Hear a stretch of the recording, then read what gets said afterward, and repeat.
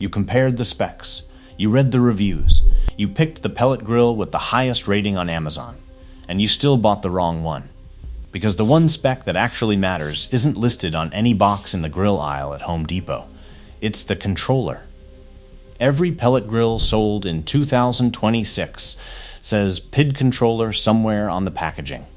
And for about half of them, that's a flat-out lie.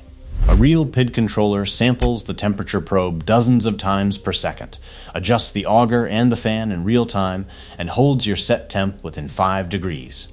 That's the standard. 5 degrees. But Pit Boss puts it right on their own FAQ page, and I'm paraphrasing here, that temperature swings of plus or minus 25 degrees are completely normal for their grills. They wrote that on their own website, and they still put PID on the box. One Pit Boss 820 owner on the Smoking Meat forums ran a 12-hour test on the upgraded Wi-Fi controller and logged swings from 196 to 287 at a 250 set point. That's not plus or minus 25, that's plus or minus 45. On the upgraded controller. So which grills actually hold 5 degrees? I'll get to the full list. But first, there's a bigger problem hiding behind the PID marketing. And it involves the biggest name in pellet grills bleeding money so fast their stock got a delisting notice from the New York Stock Exchange. Traeger went public in 2021 at $31 a share. Their 2025 annual report, the one they filed with the SEC, shows a net loss of $115.2 million. The stock trades under $1. They got the NYSE delisting warning in November 2025. They're shutting down their own website's direct sales. They laid off staff twice. They closed the meter office in Leicester, England. And they settled a class action lawsuit for $1.5 million because their 100% hickory pellets were mostly alder wood with flavored oil sprayed on top.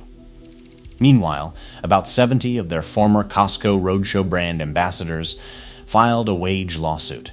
One guy from Kansas City reported earning $963 for 252 hours of work over 3 weeks. And yes, I realize I just spent a full minute on Traeger's finances instead of talking about grill specs. But when a company is losing that much money while trying to move manufacturing from China to Vietnam in the middle of a tariff war, the question you should be asking is where they're cutting corners next, because they will. Now, the grills that actually earn your money. The Yoder YS640S is built in Hutchinson, Kansas out of 10-gauge steel. That's about 1/8 of an inch thick. The controller is a FireBoard ACS, which is a genuine adaptive PID that learns your grill's behavior over time. 6 probes simultaneously, full data logging through the app, Wi-Fi and Bluetooth. The cooking chamber carries a 10-year warranty. The competition cart model runs about $3,200, the standard cart around $2,700. It weighs 335 pounds. Your call whether that's a pro or a con. I personally think it's the best built pellet grill you can buy off a dealer floor. But the Yoder has 2 real drawbacks. The hopper is only 20 pounds, which is small for a grill this size on an overnight cook. And it eats pellets. Forum owners report 1.2 to 2.4 pounds per hour at 225 degrees. Over a year of normal use, that's real money. And this is exactly why the specs on the box don't tell you enough. You need to know which controllers actually hold temp, which hoppers jam, and which brands are quietly cutting quality while raising prices. I put all of that into a guide called the Grill Buyer's Black Book. It's $20, no sponsors, no affiliate links. Scan the CR code on screen, or check the link in the description and pinned comment. Pay attention to this next one, because it's the one I think flies under the radar. The Recteq Flagship 1600 gives you 1667 square inches of cooking space, a 40-pound hopper, a 304 stainless steel firepot that basically never burns out, and a ceramic igniter rated for over 100,000 lighting cycles. The PID controller holds within 5 degrees. The 6-year warranty is the longest in their lineup. And the price is $1,599. That's $1,100 less than the Yoder with more cooking space and double the hopper capacity. The trade-off is thinner steel and the fact that it's not American-made. But if value per dollar is your metric, I don't say this lightly, the Recteq 1600 is hard to beat. If you're finding this useful, hit subscribe. I cover grills, mowers, and outdoor gear every week, and I don't take sponsor money from any of these brands. The Camp Chef Woodwind Pro 36 is a different animal. It's the only pellet grill in this price range, with a real smoke box under the grates. You load wood chunks or charcoal in there, and the pellet burner ignites them. You get genuine stick burner flavor on a pellet grill. The Gen 3 PID controller with 4 probe ports is solid, and the ash cleanout system is genuinely the best in the industry. But here's where people get confused. The standard Woodwind has slide and grill, which lets you pull the heat diffuser open for direct flame searing. The Woodwind Pro does not have that feature. Camp Chef confirmed it.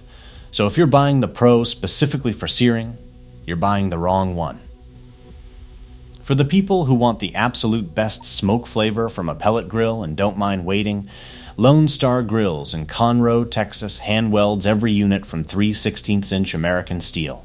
The 20x42 model starts at $29.95, comes with a FireBoard PID controller and 6 probes, a 40-pound hopper with a pellet dump door, and a patent-pending burn pot designed to mimic stick burner smoke. The Pitmaster Club forums are full of Yoder and Traeger owners who sold their grills and switched to Lone Star without looking back. The catch is an 8 to 14 week lead time. You're not buying this one on impulse at the store. And then there's the sleeper pick. The Grilla Grills Silverbac 2.0 out of Holland, Michigan. The Alpha Connect controller is the only one on this list that lets you toggle between precision PID mode, which holds within about 2 degrees, and a Pro mode that intentionally loosens the swings to produce more smoke. Double wall insulated chamber, 33-pound hopper, stainless steel internals, and it comes in under $1,000 for the base model. The app needs work, there's no ash cleanout, and you have to reconnect Wi-Fi every startup. But for the price, I think it's the most underrated option in 2026. Quick math on pellets, since nobody talks about this. At 225 degrees, you're burning about 1.5 pounds per hour. At 450, that jumps to 3 or 4 pounds. A 20-pound bag runs $10 to $20 depending on the brand. If you smoke and grill 150 hours a year, you're spending around $225 on pellets alone. Heavy users push $400 to $600. That's the gas bill nobody mentions at the store. One more thing worth knowing. The number one part that fails on any pellet grill is the ART-D temperature probe, and it's a $25 fix. Number 2 is the igniter. Standard hot rod igniters on Traeger, Pit Boss, and Z grills share nearly the same form factor. Universal replacements on Amazon fit all 3.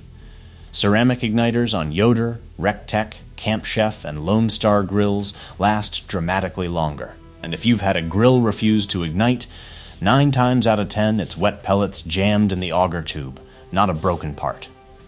So here's where it lands.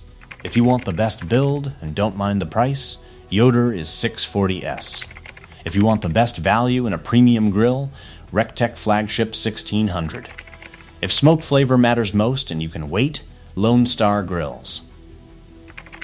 If you want versatility and the best ash cleanup, Camp Chef Woodwind Pro 36.